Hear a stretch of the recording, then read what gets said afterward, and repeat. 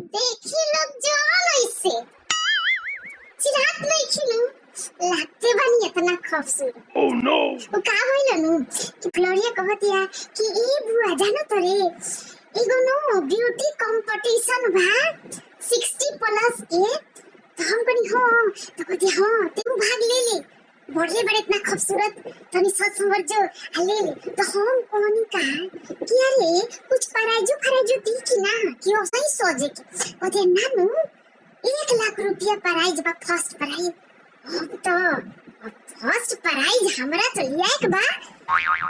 तो हम का कोई नहीं हो फजइए मारो लगी बस कोई नहीं हो ऊपर रूमवा में आके ड्रेसिंग टेबलवा भी देखनी हो मारे खानी मेकअप के सामान रखो रखो। अरे दिन भर लिपले पोतले रहेले अपना के खूबसूरत बनाए कर हमरा के देख के ओकरा तनी सा एथी रहेला कंपटीशन रहेला ओइ से मार लिप पोत के आ सुंदर लागे के कोशिश करी। बस ये मार खानी नकली चून रखल सब लगा लेनी आ जितना मेकअप रहल सब मार देनी।